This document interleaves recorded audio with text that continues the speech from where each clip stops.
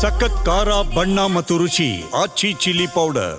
Malagatti sir, ಈಗ ಏನೇ ಆದರೂ ಕೂಡ ಆತ ಆ ವ್ಯಕ್ತಿ ಪೊಲೀಸ್ ಅಂತಲ್ಲ ಬೇರೆ ಯಾರೇ ಇರಲಿ, ಆತ ಅಪರಾಧ ಚಟುವಟಿಕೆಗಳಲ್ಲಿ ಭಾಗಿಯಾಗಿದ್ರು ಕೂಡ ಆತನಿಗೆ ಏನೇ ಶಿಕ್ಷೆ ಆಗಿತ್ತಂತ ಗೊತ್ತಿದ್ರು ಕೂಡ ಕಾನೂನು ರೀತಿಯಲ್ಲಿ ಹೋಗಿ ಅನ್ನುವಂಥ ಸ್ಟೇಟ್ಮೆಂಟ್ ಇದೆಯಲ್ಲ, ಇದರಿಂದ ಎಲ್ಲ ಒಂದು ಕಡೆ ಅವರು ಬಚಾವಾಗ್ತಿದ್ದಾರೆ ಅಂತ ಅನ್ಸುತ್ತಾ? ಅಂದರೆ ನಿಮ್ಮ ಕಾಲದ ಅವಧಿಯಲ್ಲಿ ಇರುವಂಥ ಆ ಒಂದು ಹೇಗೆ ಮಾಡ್ತಾ ಅಂದರೆ ಪೊಲೀಸ್ ಭಾಷೆಯಲ್ಲಿ ಬಿಡಿಸೋದಾದರೆ ಯಾವ ರೀತಿಯಾಗಿ ಇತ್ತು ಆ ಟ್ರೀಟ್ಮೆಂಟು, ಥರ್ಡ್ ಡಿಗ್ರಿ ಟ್ರೀಟ್ಮೆಂಟು, ಆ ರೀತಿ ಈಗಲೂ ನಡೀತಿದೆಯಾ ಇಲ್ಲ ಅನ್ಸುತ್ತಾ ನಿಮಗೆ ಈ ಬೆಳವಣಿಗೆ ನೋಡ್ತಾ ಇಲ್ಲ? ಅದು ಈ ರಾಜಕೀಯ ವ್ಯಕ್ತಿಗಳು ಹೇಗಿರ್ತಾರೆ, ನಾಯಕರು ಹೇಗಿರ್ತಾರೆ, ಮಂತ್ರಿಗಳು ಹೇಗಿರ್ತಾರೆ, ಅನುಸರಿಸಿ ನಾವು ಪೊಲೀಸರು ಕೆಲಸ ಮಾಡುವಂಥ ಪರಿಸ್ಥಿತಿ ಈಗಿದೆ. ಹಿಂದೆ ನಾನೇ ನೌಕರಿ ಮಾಡುವಾಗ KH ಪಾಟೀಲ್ ಅಂತಿದ್ರು. ಅವರು ಫೋನ್ ಮಾಡೋರು, ಸಾಹೇಬ್ರೆ ನಮ್ಮ ಪಾರ್ಟಿ ಅವನೇ ಗುಂಡಾಗಿರಿ ಮಾಡ್ತಾನೆ, ಒದಿರಿ ಸರಿಯಾಗಿ ಒದಿರಿ, ಒಳಗೆ ಹಾಕ್ರಿ ಅವ್ನು ಸೊಕ್ಕ ಮುರುಗಿ 2 ದಿವಸ ಆದ್ಮೇಲೆ ಫೋನ್ ಮಾಡ್ತೀನಿ ಬಿಟ್ಟು ಕಳಿಸ್ರಿ ಅದು ಅಲ್ಲ. ಅಟ್ಲೀಸ್ಟ್ ಈ ಥರ ಹೇಳುವಂಥ ರಾಜಕಾರಣಿಗಳು ನಮಗೆ ಬೇಕಾಗಿದ್ದಾರೆ. ಸಮಾಜದಲ್ಲಿ ಸ್ವಾಸ್ಥ್ಯತೆ ಇರ್ತದೆ ರೀ. ಈಗಿನವ್ರು ಏನು ಮಾಡ್ತಾರೆ, ಇಲ್ಲೇ ಶಿವಾಜಿನಗರ ಹಿಂದೆ ಒಬ್ಬ ಮಂತ್ರಿ ಇದ್ದರು. ಏನ್ರಿ ನಮ್ಮನೆಯವ್ರು ನಮ್ಮ ಪಾರ್ಟಿಯವರು ಸಿಗ್ತಾರೆ ನಿಮಗೆ, ಅವನಿಗೆ ನಮ್ಮವರೇ ಬೇಕಾ ನೀವು ಹಿಡ್ಕೊಂಬರ್ಲಿಕ್ಕೆ? ಅವಂಗೇನು ಮಾಡೋಂಗಿಲ್ಲ, ಅದೇನು ಕಾನೂನು ಪ್ರಕಾರ ಮಾಡಿ ಕಳಿಸ್ಕೊಡಿ, ಅವಂಗೇನು ಹೊಡಿ ಬಿಡಿದು ಮಾಡಬಾರ್ದು, ಆರ್ಡರ್ ಮಾಡೋನು. ಆ ಥರ ನಾನು ವ್ಯತ್ಯಾಸ ಹೇಳ್ತೇನೆ, ಹಿಂದೆ ಹೆಂಗಿದ್ರು ಈಗ ಹೆಂಗಿದ್ದಾರೆ ಅಂತ. ಎಲ್ಲರೂ ಅಂತಲ್ಲ, ಎಲ್ಲ ಒಳ್ಳೆ ರಾಜಕಾರಣಿಗಳಿದ್ದಾರೆ, ನಮ್ಮ ಪೊಲೀಸರು ಸಹವಾಸಕ್ಕೆ ಬರೋದ್ರಲ್ಲಿ ಅಂಥವ್ರು ಇದ್ದಾರೆ, ಆ ಮತ್ತು ಬೇರೆ. ಬಟ್ ಮೆಜಾರಿಟಿ ಜನ ಈ ಥರ ಆಗಿಬಿಟ್ಟಿದ್ದಾರೆ. ಈ ಬರೀ ನಮ್ಮವ್ರು ಏನಾಗ್ಬಿಟ್ಟಿದೆ, ಯಾವ ಪೋಸ್ಟಿಂಗ್ ಮಾಡಿಸ್ತಾನೆ ಅವನಿಂದ ಅಡ್ಡಾಡೋದು. ನಮ್ಮ ಪೊಲೀಸ್ ಬೇಸಿಕ್ ಕೆಲಸ ನಾವು ಮರೆತು ಬಿಟ್ಟಿದ್ದೇವೆ. ಬರೀ ಬಕೆಟ್ ಹಿಡಿಯೋದು, ಚಮಚಗಿರಿ ಮಾಡೋದು, ಅವನಿಂದ ಅಡ್ಡಾಡೋದು, ಮಂತ್ರಿ ಹಿಂದೆ, MLA ಹಿಂದೆ, ಯಾವ ಪೋಸ್ಟಿಂಗ್ ಮಾಡಿಸ್ತಾನೆ ಕಾರ್ಪೊರೇಟರ್ ಹಿಂದೆ, ಅವನ ಶಿಷ್ಯನ ಹಿಂದೆ, ಅವ್ನು ಹೇಳ್ದಂಗೆ ಕೇಳೋದು. ನಮ್ಮ ವಕೀಲರು ಹೇಳಿದ್ರಲ್ಲ, ಅದು ನಿಜ. ಅದು FIR ಯಾವನು ತಕ್ಷಣ ಹಾಕೋದಿಲ್ಲ. ಇವನ್ ನಾನೇ ಹೇಳಿದ್ರು FIR ಮಾಡಲಿಲ್ಲ. ಒಂದ್ಸಲ ಒಂದು ಹೇಳ್ತೀನಿ, ಒಬ್ಬ ಸ್ಪೆಷಲ್ DC ಮಗಳದು ಮೊಬೈಲ್ ಮಾತಾಡುವಾಗ ಕಸ್ಕೊಂಡು ಹೋಗಿದ್ರು. ಆ ಹುಡುಗಿ PUC ಓದ್ತಾ ಇತ್ತು. ಅದು ಹಠಕ್ಕೆ ಬಿದ್ದು ಅದು ಐಫೋನ್ ತೊಗೊಂಡಿತ್ತು, 1,20,000. ಅವನು ರಿಟೈರ್ಡ್ ಆಗಿ ನಮ್ಮ ಜೊತೆಗೆ ಇದ್ದ DC. ಅವ್ರು ರಿಟೈರ್ಡ್ ಆಗಿ ಪಾಪ ಮಗಳು ಹಠ ಮಾಡ್ತಾ ಅಂದ್ರೆ ಕೊಡಿಸ್ದ. ಒಂದು ಗಂಡು ಒಂದು ಹೆಣ್ಣು ಹೋಗ್ಬಿಡ ಅಂತ ಲೋನ್ಗಿನ್ ತೊಗೊಂಡು ಕೊಡಿಸ್ದ. ಅದು ಸ್ನ್ಯಾಚಿಂಗ್ ಆದಮೇಲೆ ಕಂಪ್ಲೇಂಟ್ ತೊಗೊಳಕ್ಕೆ ರೆಡಿ ಇಲ್ಲ. 3 ದಿವಸ ಅಡ್ಡಾಡಿದ್ರು. ಅವನು ಹೋದ, ನೋಡಪ್ಪ ನಾ ರಿಟೈರ್ಡ್ DC, ನಂದು ಕಂಪ್ಲೇಂಟ್ ತೊಗೊಳ್ಳಿ ಅಂದರೆ ತೊಗೊಳ್ಳಿಲ್ಲ.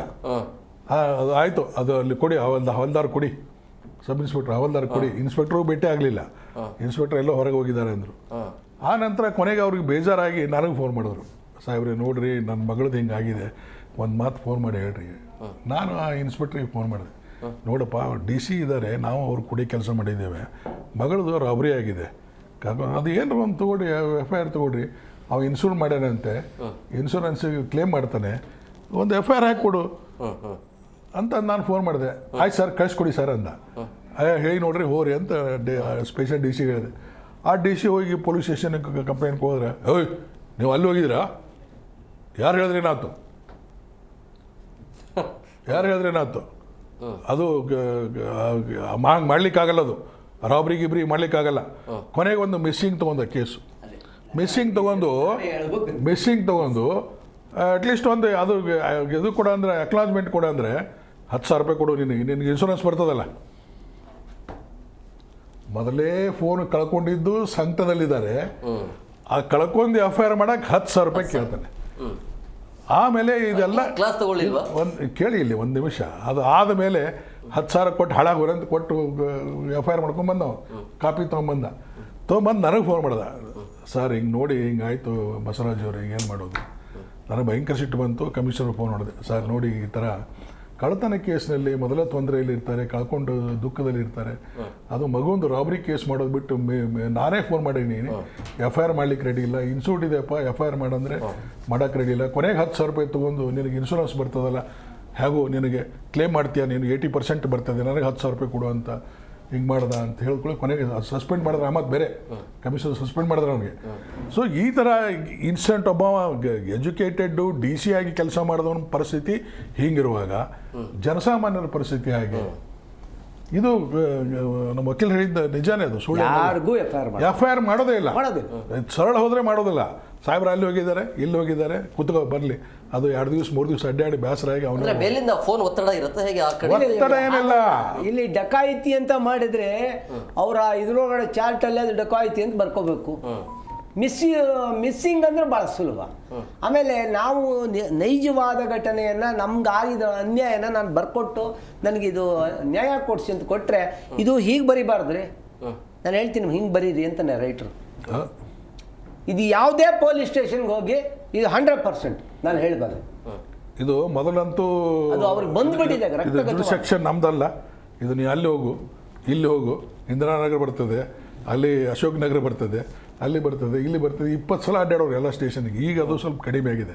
ಎಲ್ಲಿ ಹೋದಲ್ಲಿ ಕಂಪ್ಲೇಂಟ್ ತೊಗೋಬೇಕಂತ ಸ್ಟ್ರಿಕ್ಟಾಗಿ ಕಮಿಷನರ್ ಸರ್ಕ್ಯುಲರ್ ಮಾಡಿದ್ರು. ಈಗ ಎಲ್ಲಿ ಹೋದಲ್ಲಿ FIR ಮಾಡ್ಕೊಂಡು ಟ್ರಾನ್ಸ್ಫರ್ ಮಾಡ್ತಾರೆ. ಮತ್ತು ಬೇರೆ ಈಗ ಅದು ಹೇಳಿದ್ರಲ್ಲ, FIR ಮಾಡೋದೇ ಕಷ್ಟ, ಭಾಳ ಇದು ಆಗಿಬಿಟ್ಟಿದೆ. ಇದು ಯಾಕೆ ಈ ಪರಿಸ್ಥಿತಿ ಬಂದಿದೆ ಅಂದರೆ, ಇದು ನಮ್ಮ ಸ್ನೇಹಿತರು ಹೇಳಿದಾಗೆ ದುಡ್ಡು ಕೊಟ್ಟು ಬರ್ತವೆ, ಲಕ್ಷಗಟ್ಟಲೆ ಕೋಟಿಗಟ್ಟಲೆ ದುಡ್ಡು ಹೋಗಿದ್ದಾರೆ, ಇಲ್ಲಿ ಬಂದು ಬಳ್ಕೊಳ್ಳೋಕೆ ಶುರು ಮಾಡ್ತಾರೆ. ಈಗ ಏನು ಪ್ರಶ್ನೆನೇ ಇಲ್ಲ, ಮುಲಾಜಿಲ್ದೇ ಹೇಳ್ತಾರೆ. ಯಾವನು ನಾವೇನು ಹಂಗೆ ಬಂದಿವೇನ್ರಿ, ಧರ್ಮಕ್ಕೆ ಬಂದಿವ, ದುಡ್ಡು ಕೊಟ್ಟು ಬಂದೀವಿ ಅಂತ ಮಾತಾಡ್ತಾರೆ. ಅದ್ರ ಏನಾದರೂ ಒಂದು ಸಿಕ್ಕರೆ ಸಸ್ಪೆಂಡ್ ಆಗೋದು ಆ ಮಾತು ಬೇರೆ. ಎಲ್ಲರೂ ಅಂತಲೇ ಕೆಲವೊಬ್ರು ಒಳ್ಳೆಯವರು ಇದ್ದಾರೆ, ಆದರೆ ಮೆಜಾರಿಟಿ ಮಂದಿ ಈ ಲೆಕ್ಕಕ್ಕೆ ಬಂದುಬಿಟ್ಟಿದ್ದಾರೆ. ಇದು ಯಾಕೆ ಹಿಂಗಾಗಿದೆ ಅಂದರೆ, ಬರೀ ಇವರು ರಾಜಕಾರಣವನ್ನು ಓಲೈಕೆ ಮಾಡೋದು, ರಾಜಕಾರಣಿಗಳನ್ನು ಅವ್ರ ಮೇಲೇ ಡಿಪೆಂಡ್ ಪೂರ. ಅವ್ರು ಹೆಂಗೆ ಹೇಳ್ತಾರೆ ಹಂಗೆ ಕೇಳೋದು, ಅವ್ರು ಎಲ್ಲಿ ಹೋಗ್ತಾರೆ ಅಲ್ಲಿ ಹೋಗೋದು, ಅಷ್ಟೊಂದು ಬಕೆಟ್ ಹಿಡಿದು ಕೊನೆಗೆ ಎಲ್ಲಿವರೆಗೆ ಅಂದರೆ ಡಿಸಿಪ್ಲಿನರಿ ಆ್ಯಕ್ಷನ್ ತೊಗೊಳ್ಳುವಂಥ ಡಿ ಸಿ ಪಿ ಏನಾದರೂ ಅವನು ಸಸ್ಪೆಂಡ್ ಮಾಡ್ತಾನೆ, ಚಾರ್ಜ್ ಕೊಡ್ತಾನೆ, ಅವನದೇನು ಇನ್ಕ್ರಿಮೆಂಟ್ ಕಟ್ ಮಾಡ್ತಾನೆ ಅಂದರೆ ಎಲ್ಲಿವರೆಗೆ ಅಂದರೆ DCPನೇ ಬದಲಾವಣೆ ಮಾಡುವಷ್ಟು ತಾಕತ್ತು ಇನ್ಸ್ಪೆಕ್ಟರ್ಗಳಿಗಿದೆ. ಅಷ್ಟು ಕ್ಲೋಸ್ ಇರ್ತಾರೆ ಮಂತ್ರಿ ಜೊತೆಗೆ, MLA ಜೊತೆಗೆ, ಅವ್ರ ಲೋಕಲ್ ಲೀಡರ್ ಜೊತೆಗೆ ಅಷ್ಟು. ಯಾಕಂದರೆ ಇಲ್ಲೇ ಸಿಟಿಯಲ್ಲೇ IPS ಇದ್ದವನು ಅಲ್ಲೇ ಮುಂದೆ ಇಲ್ಲಿಂದ ಸಿಟಿ ಕಿತ್ತಿ ಎಲ್ಲರೂ ಹೋಗ್ತಾರೆ, ಯಾವ ಜಿಲ್ಲಾದವಾಗ ಹೋಗ್ತಾರೆ. ಬಟ್ ಇವರು ಇಲ್ಲೇ ಪರ್ಮನೆಂಟ್ ಇಲ್ಲ, ಸ್ಟಾಪೂ ಇಲ್ಲೇ ಇರ್ತದೆ ಸಿಟಿಯಲ್ಲಿನೇ. ಒಂದು ಏನು 1000 ಜನ ಸ್ಟಾಪ್ ಇರ್ತಾರೆ, ಅವರು ಇಲ್ಲೇ ಇರ್ತಾರೆ. ಇನ್ಸ್ಪೆಕ್ಟರ್ಗಳು ಅಪರೂಪ ಬಿಟ್ಟು ಹೋಗೋದು. ಅದೇನೋ ಮತ್ತೆ ಕಾನೂನು ಮಾಡಿದ್ರು, 5 ವರ್ಷ ಯಾರು ಹೆಚ್ಚಿಗೆ ಮಾಡಿ ಅವ್ರನ್ನೆಲ್ಲ ಹೊರ ಹಾಕಬೇಕಂತ.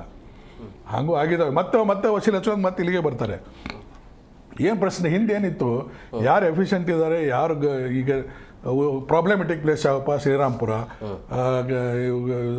ಕೆಲವೊಂದು ಪ್ಲೇಸ್ಗಳಲ್ಲಿ ಲಾ ಆ್ಯಂಡ್ ಆರ್ಡರ್ ಪ್ರಾಬ್ಲಮ್ ಇರುವಂಥ ಅಂಥಲ್ಲಿ ಕಮಿಷನರನ್ನೇ ಎಫಿಷಿಯೆಂಟ್, ಮಾಲ್ಗತ್ತಿ ಅಲ್ಲೇ ಹಾಕು, ಸಿಂಗ್ಗೆ ಅಲ್ಲೇ ಹಾಕು, ಅಶೋಕ್ ಕುಮಾರ್ಗೆ ಅಲ್ಲೇ ಹಾಕು, ನಾಗರಾಜ್ಗೆ ಅಲ್ಲೇ ಹಾಕು ಅಂತ ಈ ಥರ ಪೋಸ್ಟಿಂಗ್ ಮಾಡೋರು. ಅಂದರೆ ಎಫೆಕ್ಟಿವ್ ಆಗಿ ಇರ್ತಾರೆ. ಅಲ್ಲಿ ನಾವು ಈ ಸ್ಟೇಷನಿಗೆ ಹೋಗಿವಿ ಅಂತಂದರೆ ಅಲ್ಲಿ ಎಲ್ಲ ಗುಂಡಾಗಿರಿ ಆಟೋಮೆಟಿಕ್ ಬಂದಾಗೋದು. ಬಂದಾನು ಸಾಕಪ್ಪ ಭಾಳ ಕೆಟ್ಟದ ಸಾಹಿಬ, ಅಲ್ಲಿ ಏನು ನಡೀದೇ ಇಲ್ಲ ಅಂತ ಓಡೋರು ಎಲ್ಲರೂ.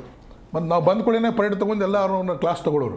ಸೊ ಈ ಥರ ಇದು ಈಗ ಹೇಳ್ದಲ್ಲ, ಬೇಸಿಕ್ ಏನು ಲಾ ಆ್ಯಂಡ್ ಆರ್ಡರ್ ಸಮಸ್ಯೆ ಇದೆ, ಜನಸಾಮಾನ್ಯರಿಗೆ ಸ್ಪಂದಿಸೋದಿದೆ, ಸಾರ್ವಜನಿಕರ ಆಸ್ತಿ ಪಾಸ್ತಿ ಕಾಪಾಡೋದಿದೆ, ಅದು ಏನು ಎಲ್ಲ ಹೋಗ್ಬಿಟ್ಟಿದೆ.